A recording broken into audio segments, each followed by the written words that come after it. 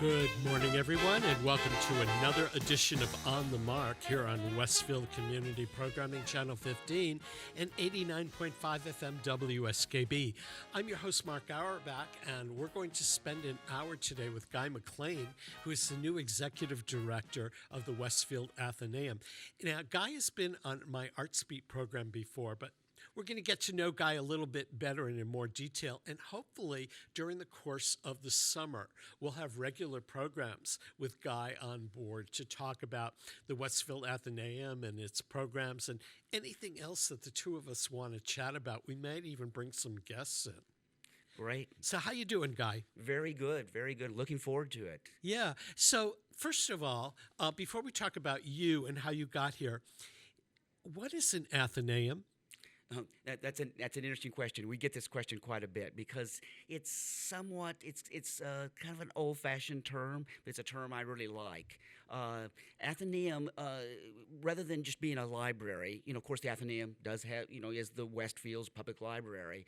But the thing about it is the Athenaeum implies much more. Athenaeum goes back to a Greek term meaning, a cultural institution, an intellectual institution, a place where you can go learn. Kind of a people's university, that kind of concept. And I like that term because here in Westfield, the Athenaeum is much more than just a public library. Obviously, public library services are really very important part of what the Athenaeum does. But we have a lot more that is offered through the Athenaeum. We have a great art gallery. And pretty soon we're going to reopen that and have some great art shows. We're already planning some wonderful art shows, and it's also a history museum. So I love that term Athenaeum because it means it's a place where you can go learn about history, about art. The library's there for all kinds of intellectual pursuits. It's an institution that covers a lot of areas. It's a word I really didn't hear much used other than in Hartford at the Wadsworth Athenaeum, which is primarily a museum. Yes. When did the term come into being, and why did Westfield have an Athenaeum as opposed to a library? Yeah, this term was used a lot in the 19th century. And in the 19th century, 1850s, 1860s, that time period, in the middle of the century, a lot of towns were establishing libraries. But the idea of a public library was a very, very new concept. Really, the very first library in America was founded up in New Hampshire, and that was only in the late 1840s. So in Westfield was very, on the cutting edge of that. Westfield established the Athenaeum in the 1860s. Many, many towns were just getting started with a library. But at that time, because the public library was such a new concept, it was felt that people were looking at different ways of putting it together. In different towns, different communities would look at it and say, what do we want from our new library? And so many people used the term Athenaeum because that was a very popular term at that time. In the 20th century, that seemed to go out of style. People started to just going to the term public library, using that term a lot more. And so a lot of towns changed the name of their Athenaeums to a library. But Westfield, several other places like Hartford, the Wadsworth Athenaeum, wonderful art museum, they kept the term. And Westfield did the same thing, and I'm glad we did, because I think like I said earlier, it implies so much more than just a library. So the Westfield Athenaeum opened in the 1860s. Was it a front runner in terms of the city of Westfield? Did it replace something that had already been here, or? Well, there had been what they call social libraries and private libraries at that time. And even the Athenaeum started out as not as what we think of as a public library today. Today, one of the main tenets of a library is free to the public. Anyone in our communities can go use their local library with no charge. But at first, it was set up as you had to pay a fee to use the library. So there was a kind of a transition because most libraries at that time had been private or what they call social libraries, where you you joined as it was like joining a membership in a club or something. But eventually, as we moved through the late 19th century, more and more libraries were going to free to the public, and the concept that every community should have an institution where people can go and study and learn and use the institution as a place to get books or other resources, and that's when it evolved into an institution that was totally free. Yeah, I mean, I remember going to the library as a kid because we had books assigned to us to read, and it was just books, you know. And then now there are videos you can take out, there's audio, there's all kinds of programs where authors come in and read. So, you and I are the same vintage. Did you grow up using a library as a kid? Oh, absolutely. But kind of an interesting thing about that. And Westville Athenaeum is a good example of that. In the 19th century, now today we think of, every parent almost out there thinks, I need to I need to bring my children to the library to start to learn to read, to use the audiovisual resources, all these kinds of things like that. But in the 19th century, the library was restricted to people 14 and above. No one under the age of 14 could use the library until almost the late 19th century. So that's one thing that has really changed. And yes, I like most people, went to the library as a kid. My parents took me to the library, and at that time it was mainly books. There wasn't a lot of audiovisual material, but that's certainly in the last 40 or 50 years, libraries have become resources for a whole wide range of audiovisual resources, and that's continuing too.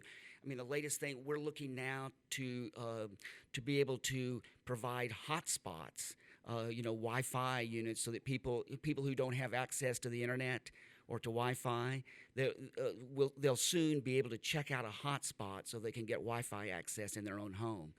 So the library is constantly evolving in terms of what we offer to the community. Has the rise of the internet and the ability to read a book online and get your music and your videos and everything online, has that changed how people utilize libraries now? Oh, absolutely. It used to be that the library was a place where people went to study and just to check out books. But certainly, boy, that has changed in a major way, especially since the advent of the internet in the 1990s. Now, I would say a good portion, maybe 20-25% of our patrons come in to use the computer, to use the computers that we have available. And librarians have evolved their skills and their training to meet this demand. A librarian is just as likely, probably more likely today, to help someone with preparing a resume, for example, than to check out a book. We certainly still help people find books and do that sort of thing, but a lot of the services that librarians provide today are built around helping people prepare a resume or use the internet and other things, obtain government documents that have to be done over the internet. Many people still don't have access to the internet, and so the library is a real resource for them in that way. So the library can print out your tax forms because there are no tax offices around anymore, or print out, your medical proxies and all of that good stuff. Yes, and I don't even know how many tax forms we printed out for patrons this year, but it was, probably several hundred. So that's a good example of how people come in and say, I can't get this tax form. We librarians help them, get that tax form and get it into their hands. And we did that when the building was still closed. People would call us. They would tell us what tax form they needed. We would print it out for them and have it available for pickup right at the door. So even when the building was closed because of COVID, we were still providing that service to people.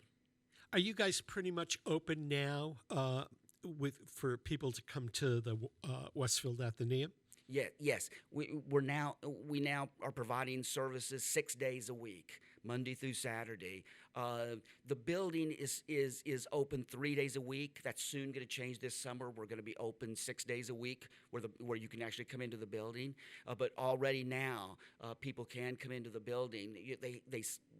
What we're doing is we're having people schedule an appointment because we still have some COVID restrictions that we have to abide by. But but as things open up more, we're going to open up the building more. And literally next month,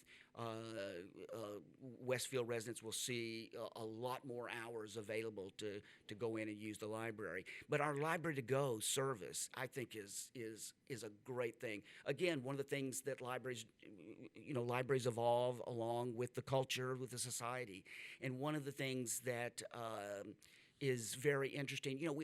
Let's face it, we live in a drive-in society. We in the morning we go through Dunkin' Donuts, get our coffee, go through the drive-through. We don't go inside the building. We just, go buy in our car.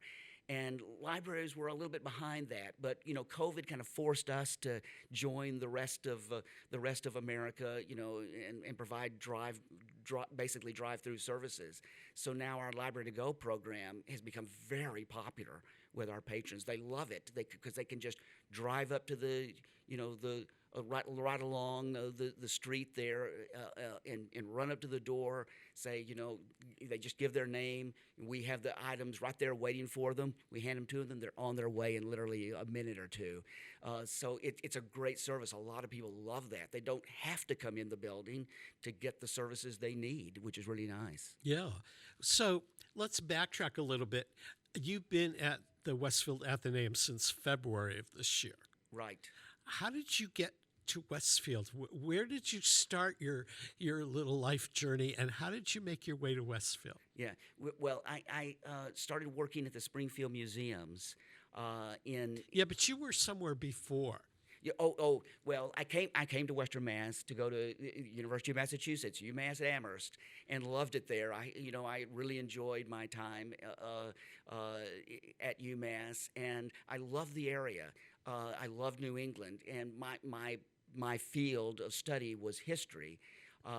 History and art history. I minored in art history, and one thing that is really special about New England is it's got a great history. The history of New England goes back much further than, of course, other areas of the country that were settled much later on. So New England had a rich historical tradition, which made it very interesting to want to stay here. And then also, in terms of the art, look at the museums that exist in New England. We have many, internationally prominent museums, not just nationally prominent, internationally prominent museums throughout New England. And to me, it was just the best place to be. And so I decided to stay after I finished at UMass. And so then from there, I went to the Springfield Museums, started my work there. And you actually grew up in Texas. Yeah, yes. And I was going to ask you how you got from Texas to New England. Yes, well, when I was 21 years old, I went over to Germany. I lived in Europe for 3 years. I was in an army band. Played in an army band. Loved that. Enjoyed that experience. It was a lot of fun. What instrument? Trombone. All right. Trombone, yes. And at that time, my goal was to be a professional musician. So that was a great opportunity to perform quite extensively. We played concerts all over Europe, different places, and it was great for travel. I really enjoyed that experience. It was very, very rich. And so once I finished my service in the military, in the Army band, I wanted to go back and finish my education. I hadn't finished my degree at that point. And so I looked at, and basically from Germany, I'd been living in Europe for 3 years, so I could go back to anywhere in the United States. The military said, well, we'll let you go anywhere you want. Tell us where to send you. And so I looked at different colleges and universities, and I also wanted to choose a place that also was culturally rich. And so I finally decided that UMass Amherst was the best place to go. The 5-college system there was very appealing to me, and then the proximity to Boston and New York and to other museums and cultural centers around New England seemed really appealing to me. So I moved to New England. I had really no interest in going back to Texas, for the things I was interested in, the cultural resources that I was interested in. Texas just didn't seem to have the same level of cultural institutions that New England had. Yeah, but we both worked in Texas maybe a couple of years apart. Yeah. When I was at the Houston Grand Opera and Ballet, and you were at the Holocaust Center there. Certainly, the Texas you grew up in and the Texas cultural scene today is much different. Yes. Well, and when I went to Houston to work at the Holocaust Museum there, which was a really interesting experience. The museum was just being founded at that point. This was in the mid-1990s.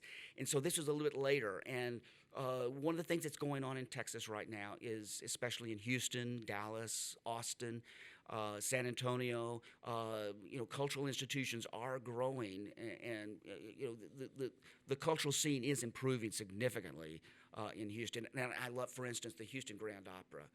Wonderful. I don't think too many people outside of Houston know about the Houston Grand Opera, but I think the Houston Grand Opera is one of the best opera companies in America today. And who would think that Houston would be the place for one of the best opera companies in the United States? But that's certainly the case. Yeah, when I was working there, it had really received renown, and the Houston Ballet as well. They are world-class companies that have toured all over the world, and because Texas has a lot of money, no dollars were spared in making either the opera productions or the ballet productions larger than life. Yes. Well, and the Opera House in Houston, I think, is one of the best opera houses in America. I think it's better than the Metropolitan in New York. I mean, I'm sure most people around here who have an interest in opera, go to the Metropolitan in New York. I'd actually rather listen to opera in the Houston Opera House than in the Metropolitan. It seems just better acoustically, better seating, visibility. Being able to see the stage is much better in Houston. So that's one thing that I loved about being in Houston, is going to the Grand Opera, because I just thought it was such a great company doing such innovative work. But that was much later, after my college years. So when earlier on, that hadn't existed. It's amazing how much Texas has added in terms of cultural institutions since the days I was living in Texas.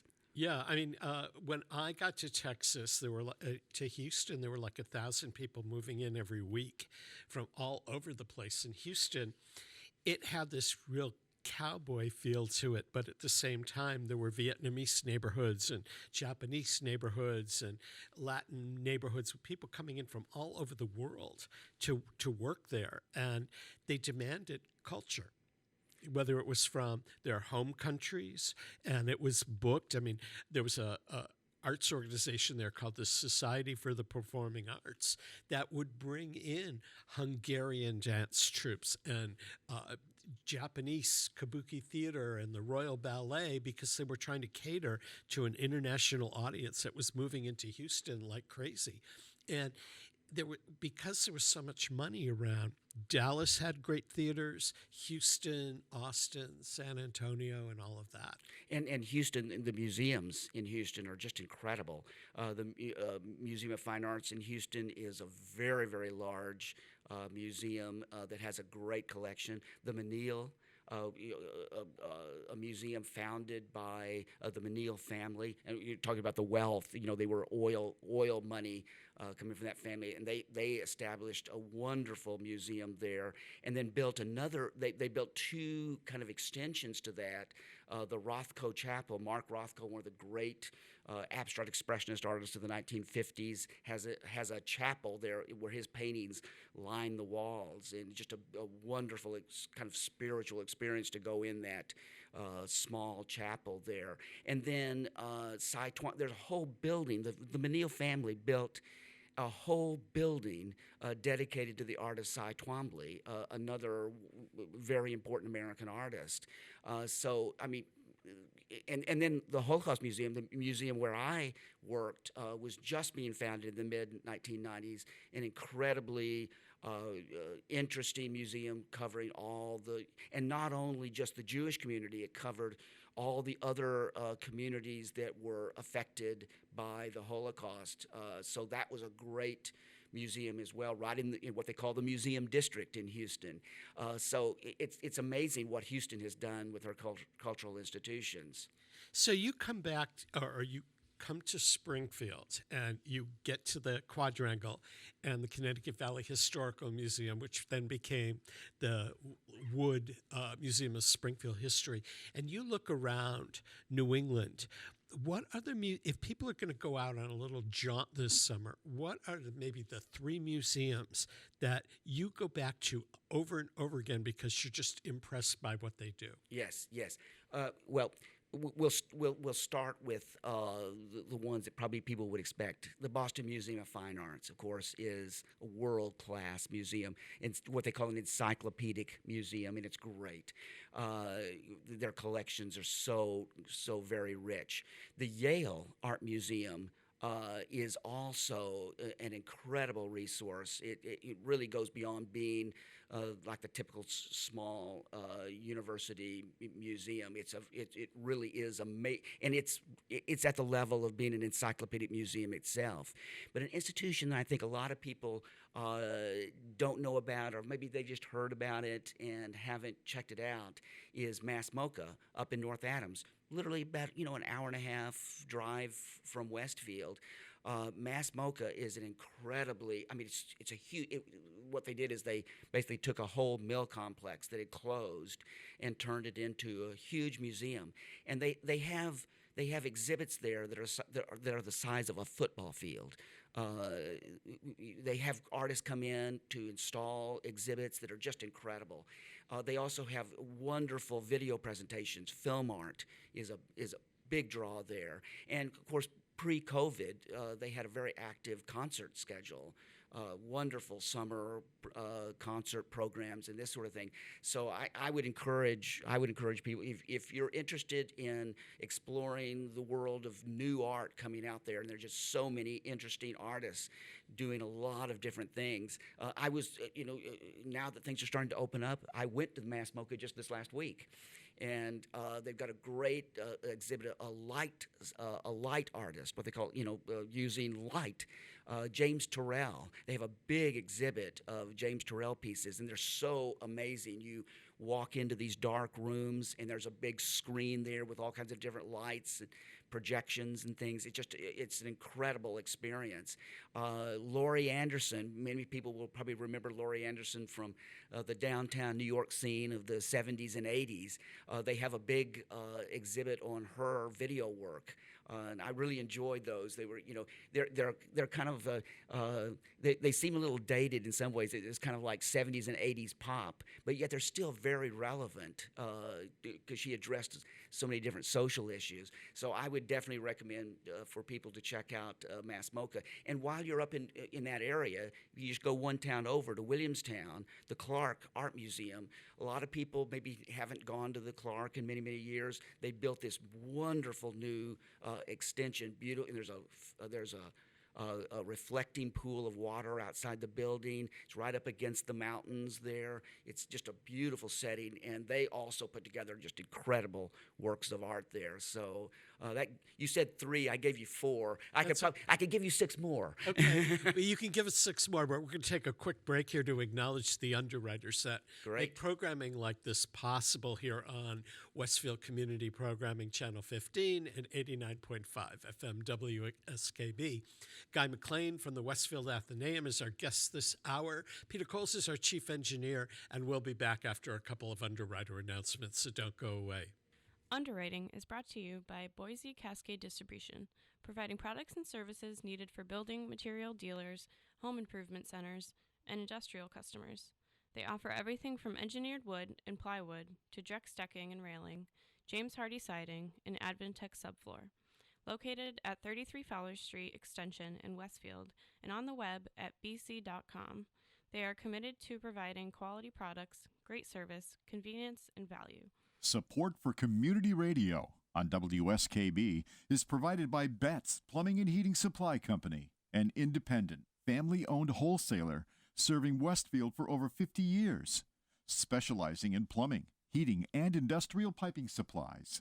On the web at bettsplumbing.com or at 14 Coleman Avenue in Westfield. Support for the community programming of WSKB is provided by the Dunkin' Donut Shops of Westfield and the Sardinia family. It's nice to know that even as the world changes, Dunkin' Coffee remains the same at 7 convenient locations throughout Westfield. Support for the community programming of WSKB is provided by Comcast and Xfinity.com, offering Xfinity TV, Internet, home phone, and home security services. Information on all that Xfinity has to offer in the Westfield area is available online at Xfinity.com. Hi, it's Bob Plass, and I have Wow, It's Tuesday, every Tuesday, 6 to 8. Wow, it's Tuesday. Community Radio 89.5 WSKB. I did it! Live from Studio 120 at Westfield Technical Academy, this is WCPC Channel 15 and 89.5 FM, WSKB Westfield.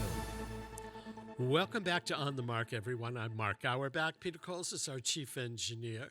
You're listening to us or watching us on Westfield Community Programming Channel 15 or 89.5 FM WSKB. Our guest for this hour is Guy McLain from the Westfield Athenaeum. If you've missed part of this program, or perhaps you want to listen or watch it again, it'll be archived on YouTube on Westfield WSKB Community Radio's YouTube page. So welcome back, Guy. We talked about some of the museums you wanted to head out to this summer.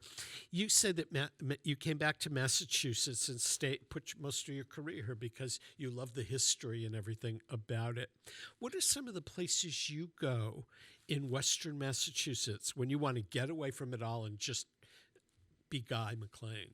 Yes, well, there's great variety of cultural institutions in the area. I love to go in the summer. I love to go to Tanglewood. I missed it so much last year when Tanglewood they had to close down for the summer, and I'm so excited. They've announced that they will be open again this summer, and I've always loved to go to Tanglewood. Jacob's Pillow is great fun to see the great dance at Jacob's Pillow. I love going there. Also, there's a variety of other, at Mass Mocha, and I hope that they're doing it this year. An organization called Bang on a Can does usually, and I'm hoping it's the same thing this summer. They're usually in residence at Mass Mocha for a month, the month of July, and at the end they do what they call a Bang on a Can marathon, which is a wonderful experience for anybody who hasn't experienced a Bang on a Can marathon. You've got to try it at least once. And the way they do it at Mass Mocha is they start the performances at 4 o'clock in the afternoon, and they usually run to 10, 10:30, 11 o'clock at night. And you don't have to stay for the whole thing. You can go in and out. You'll go in and listen maybe to 2 or 3 pieces, and then you go out and have some barbecue. They always have a barbecue out in the courtyard there, and it's a great. And what's great about that about Bang on a Can is that there's you're exposed to all the composers and musicians who are doing a lot of innovative work today. They bring in a great variety. So that gives you a sense. Some good activities for the summer. Yeah, you said you were a or maybe still a musician. You're a trombone player. What kind of music do you like when you go to a concert? Yeah, I really like classical music, and I like opera. I enjoy opera very, very much. When I was in Europe, the European, especially the German opera houses are just incredible.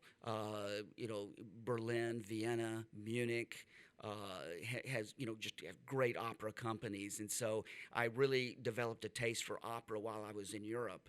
And there's just so much of it available. Every city of any size at all has an opera company.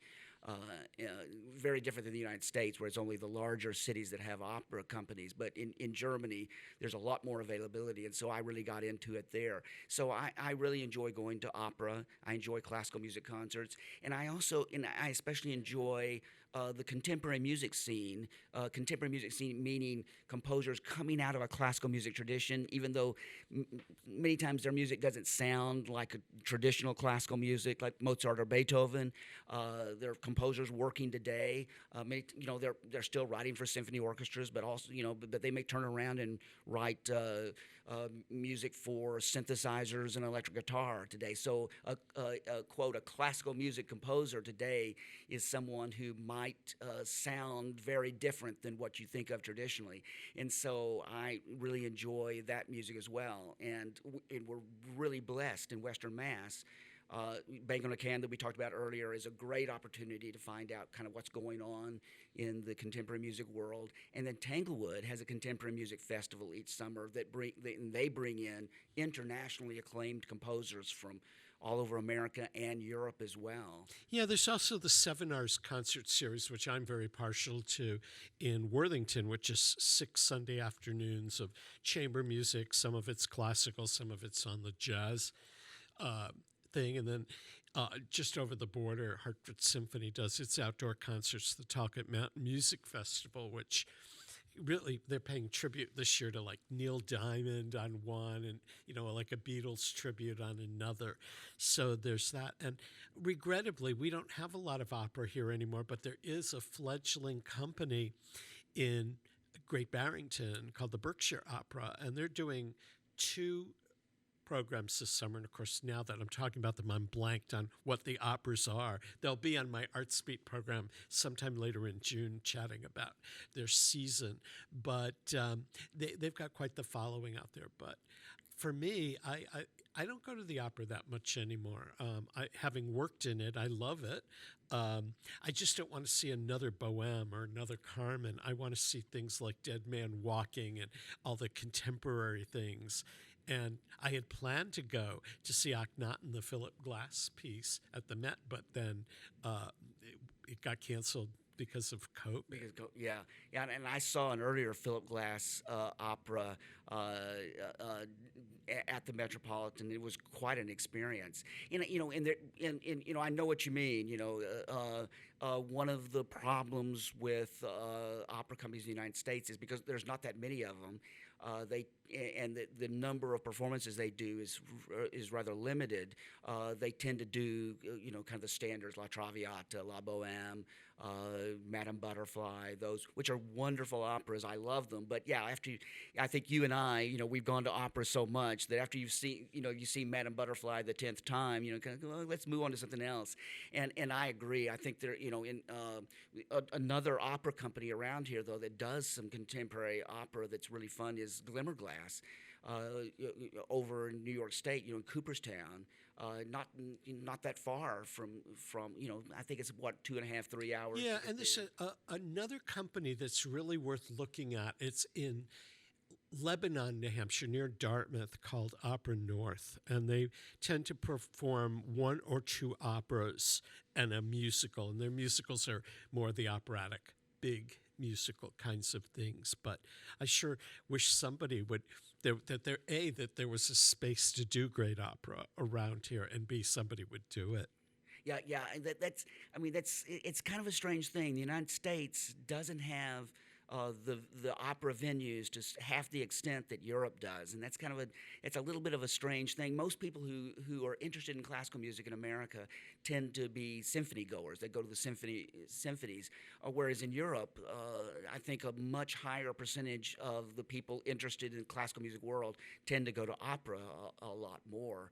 It's kind of an interesting phenomenon. But with that being said, there still is a lot of really interesting work being done. And Glimmerglass does the same thing. They will do Broadway musicals as well as traditional operas, and many times they'll do contemporary opera. Like Aaron Copland, his opera A Tenderland, which is not very well known even among opera audiences. Glimmerglass a few years ago did a wonderful production of Copland's A Tenderland, which I just loved.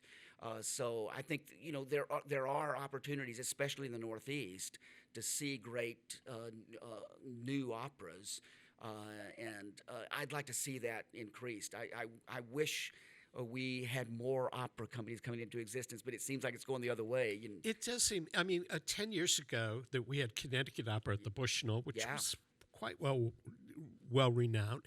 There was a couple of operas that would be produced at UMass, and then there was the Commonwealth Opera in Northampton, which have all gone down by the wayside. Right. So, if you live in Western Mass and you want to see opera, you either go to Boston or you go to New York.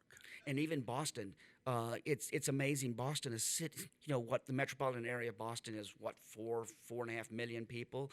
The only opera there is the Boston Lyric Opera, and I think they only do 4 productions a year. To give a comparison, Berlin, Germany, which is a city about the same size in terms of metropolitan area, has 3 active opera companies doing probably 12 to 15 productions a year, whereas Boston has 1 opera company doing 4 productions a year. And so that gives you a sense right there of, there's just not as much opera going on in And America. unfortunately, when they do opera, even at the Met, the prices are so high and they don't have a lot of discounts available. So to go see a live opera, it's more expensive than a Broadway musical. On the other hand, it got to hand it to the Met that during the pandemic, they have streamed free opera every night of the week, a different opera every night. And they've had weeks like Mozart Week, but they've also done a week of streaming, perhaps, of an artist like Renee Fleming in various operas or French opera, and it's free, and you can watch it at home. And for people that aren't exposed to it, it's a great experience. And if you don't like it, well, you can always switch the channel. Yes. Oh, thank goodness that we've had streaming this last year. I don't know how I would have survived without being able to stream concerts. I just think that saved the day. But it's not this. I think you'll agree. It's not the same as actually going to the opera. And I miss that so much. Yeah. Well, for me, I'm a theater person, and I review and cover theater. That's part of my day job, so to speak. And it's been really tough because there have been so few live performances, although this summer things are coming back to life. Streaming is not the same to watch a play because you want that audience and actor interplay that's missing when you're watching a play or a musical. The only theater around that's really conquered it and done it well is TheaterWorks in Hartford, that streams plays that were either written to be streamed or are filmed on their stage and streamed, and you have this feeling when you're watching them that you're there. Yes, and I wonder if this is going to be a change that the whole COVID experience will bring about, is that even when we go back to live performances, will opera companies, musical theater companies, classical music venues, symphony orchestras, will they start thinking in terms of a streaming presence? I think many of them will, but I also think that what's going to happen is, like, Broadway plans to reopen late September. And people will rethink how they go to the theater. How many people are going to be comfortable sitting squeezed in next to somebody else in a live performance? So I think it's going to take time and there's going to be adjustment. But when you can stream something, like I was talking to the folks at TheaterWorks in Hartford, and you can stream a play.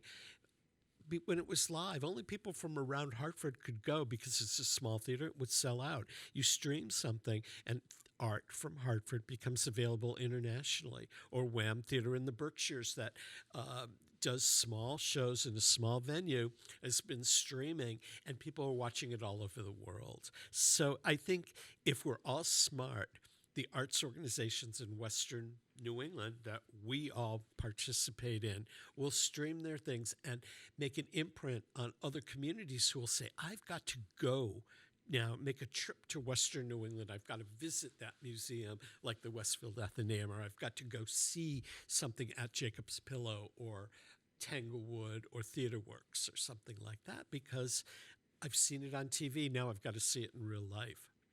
Yeah. I think this is going to change the way institutions think about how they market their programs, how they present themselves, and also too, yes, we can go beyond regional audiences now. We can draw from national. Why can't someone come from Pennsylvania or Maryland or someplace, and they're interested in a particular musical that maybe is being done at a company here in New England. Why not come up here and go to that?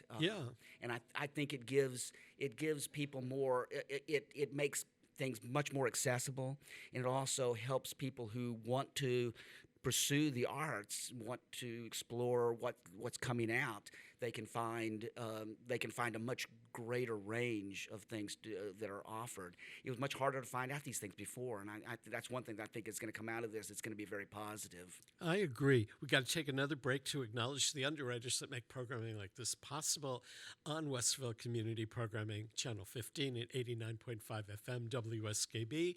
Peter Coles is our chief engineer this morning. We'll acknowledge those underwriters, and we'll be back more to chat with Guy McLain from the Westfield Athenaeum. Support for community radio on WSKB provided by Westfield Electroplating. Employing over 140 skilled platers, painters, and technicians, Westfield Electroplating was founded in 1946 and was the first company in the country to achieve National Aerospace and Defense Contractor Program accreditation, proudly maintaining that status for over a decade. Westfield Electroplating provides over 50 quality finishes to meet your corrosion, cosmetic, or performance needs. On the web at www.westfieldplating.com or 413-568-3716. Westfield Electroplating, putting the finishing touches on technology. Support for the community programming of WSKB is provided by the Barnes & Noble College Bookstore in the Ely Campus Center, offering Westfield State t-shirts, sweatshirts, and gift merchandise, all of your academic needs, and offering textbook materials in new, used, ebook, and rental formats. Available at the bookstore on campus or online at westfieldstate.bncollege.com. Support for the community programming of WSKB is provided by the Dunkin' Donut Shops of Westfield and the Sardinia family. It's nice to know that even as the world changes, Dunkin' Coffee remains the same at 7 convenient locations throughout Westfield. It's Tuesday morning from 6 till 8. Wow, it's Tuesday with Bob Plass. Community Radio 89.5 WSKB. Live from Studio 120 at Westfield Technical Academy, this is WCPC Channel 15 and 89.5 FM WSKB Westfield. Welcome back to On the Mark, everyone. I'm your host, Mark Auerbach. Guy McLain from the Westfield Athenaeum is my guest this morning for this hour. Hopefully, Guy will return on a regular basis to kind of fill us in on what's going on at the Westfield Athenaeum, and we can get a chance to talk with other people on an hourly basis once a month, figure out what's going on in the arts and books and all kinds of stuff. So it's really great to have you here this morning. Oh, thank you very much. I'm really excited to be a part of the program, and I look forward to further discussions. It'll be fun. Well, we're not over yet. We still have a few minutes. So what's up and coming as the Athenaeum reopens and everything? What's up and coming, and what are some of the programs that you'd like to bring to the Westfield Athenaeum? Well, we're really excited about the reopening. It's been very difficult being closed, even though we've been able to provide services through the Library to Go program that we talked about earlier. But and one of the things that we've been looking at we've been thinking, wow, let's not just reopen the doors. Let's now that we've been closed for so long, the building has been closed. We started thinking, let's go big. Let's do something big and grand. And so we're developing now our summer hours. We've got a summer reading program, which we've done in the past, and I think it'll be even bigger this year because it'll be part of our reopening. We're going to really increase our hours of operation to support that, so that when kids get out of school, they'll have a place to go. They'll have a place to read. You know, kids many times lose some of their reading ability over the summer because they don't read as much as they do in school. And one of the things that the Athenaeum has been really dedicated to in the past, and we're going to continue to do that this year, is to have a lot of summer reading activities. You know, little book groups and story time for the younger kids, things like that. So parents can just go to the website, check out future events. I think this is a great resource for parents looking for opportunities to keep their kids engaged through the summer, keep them reading, keep their literacy skills going. So I'm really excited about that. We also have a lot of adult programs that we are introducing or have been running, but now we're going to do it with even more more activity starting in the summer. There's a lunchtime librarian series that we have going. We have some book group series. We have a cookbook book club, which is a lot of fun. So there's a lot of activities that people will be able to take advantage of starting this summer. So I'm really excited about the reopening. It's going to be so nice to see people back in the building again using all our resources. We also have a lot of other things planned. Like I said, we don't want to just open the building back up. We want to open it up in a really grand way. And so in September, we're going to open the art gallery, the Rand Art Gallery, back up again. We've got a great show planned. Ensign Phillips is going to be our first artist starting in the fall. We've got a couple of other artists lined up through the course of the fall and the winter. So I'm really excited about seeing the art gallery come back up and active. And, I think people from around the Westfield residents and people from around the region will really enjoy it because we're a major host for regional artists. It's hard for regional artists to get their work out in a place where it can be seen. And we're trying to provide a venue for important regional artists. And again, one of the great things about Western Massachusetts, Western New England, is that there are a lot of really interesting artists working today, and we hope to feature a bunch of them in the art gallery. We're also planning on putting in a whole new display in the Edwin Smith Historical Museum. That's been kind of isolated in a room that's not handicap accessible. So we're planning on bringing many of the exhibits downstairs onto the main floor. So they'll be much more accessible. So people coming by to check out a book can just walk over and see history exhibits. And I think we have a great plan for our history exhibits as well. We're going to do a general overview exhibit telling the story of Westfield history from the colonial days through the Industrial Revolution right up into the 20th century. And so I'm excited about that. Then we're going to have some special features, special themes. One of the themes that we're looking at is, this is the 2020s. So we thought, let's go back and look at the roaring 20s a century ago. So we've got some great themes planned for the History Museum as well. So I think I'm really excited. The next 6 months should be, Westfield Athenaeum should be offering a lot of things that I think the community will find very interesting. How can people find out that are listening or watching today? How can they learn about what's going on at the Athenaeum? Do you have a website? Are you on social media? Yes. In fact, we have a brand new website. We just got through doing a complete overhaul of our website. It's beautiful. It's much easier to use, much more intuitive, and I would recommend everyone to just put it on your schedule once a week. Just go to the Athenaeum website and check out and see what's coming up, because we add more programs on a weekly basis. There are special programs that we offer just once, and then there are other programs like story time or book club groups that meet on a regular basis. And so people can just go on to the Athenaeum website, just go to the news and events section, and you'll see a whole list of great activities. And there's just something, we try to have something for everybody, something for children as young as 3 or 4, and things for adults all the way up through senior citizens.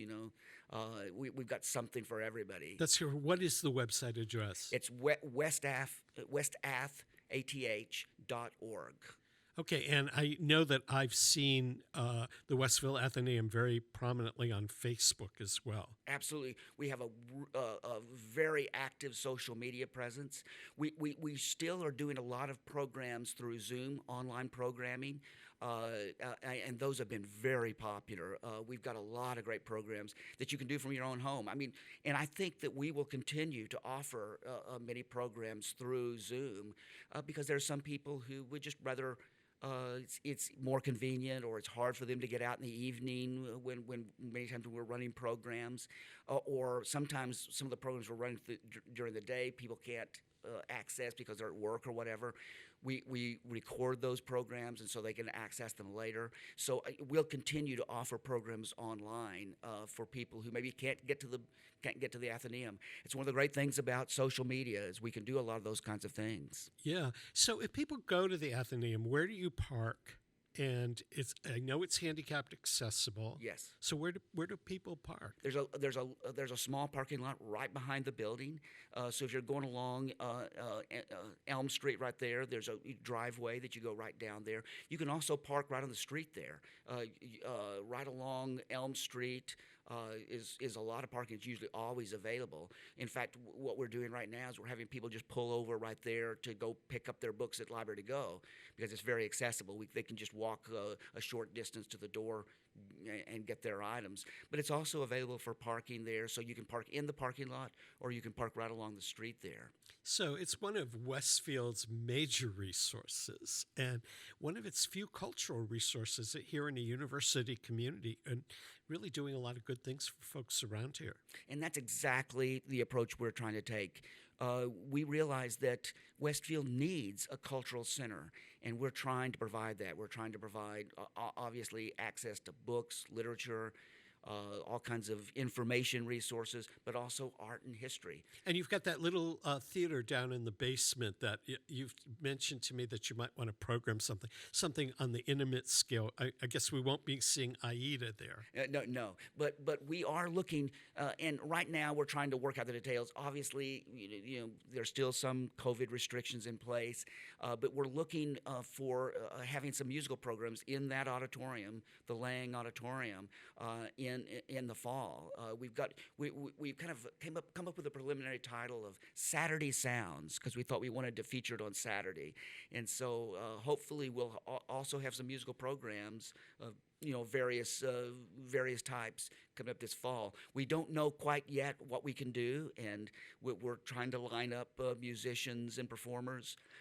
So again, keep checking the website, and as we develop these programs, we'll put them on the website. That sounds good to me, and I think that we'll be sitting down and chatting on air once a month or every 3 weeks, depending on how the schedule plays out.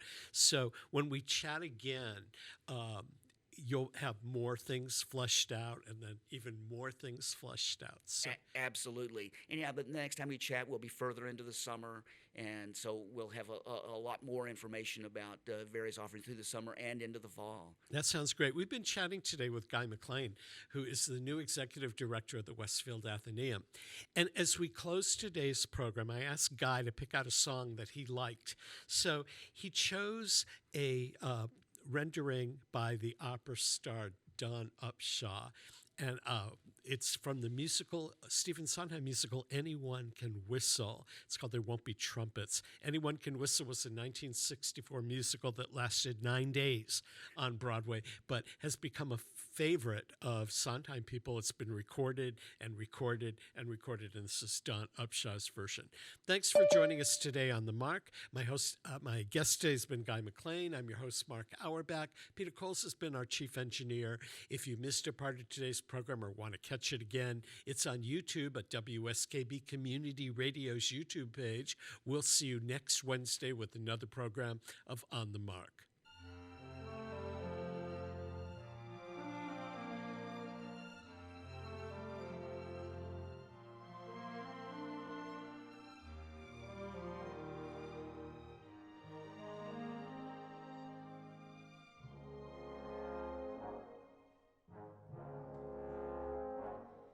There won't be trumpets or bolts of fire to say he's come.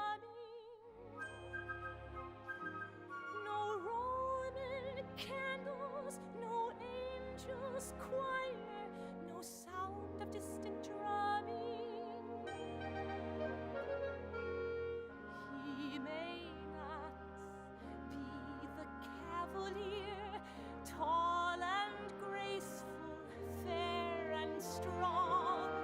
Doesn't matter, just as long as he comes along. But not with trumpets or lightning flashing or shining armor. He may be daring, he may be dashing, or maybe he's a farmer. We can wait, what's another day? He has lots of hills to climb, and a hero doesn't come till the nick of time. Don't look for trumpets or whistles tooting to guarantee him. There won't be trumpets, but sure as shooting, you'll know him when you see him. Don't know when, don't know where, and I can't even say that I care. All I know is the minute you turn and he's suddenly there.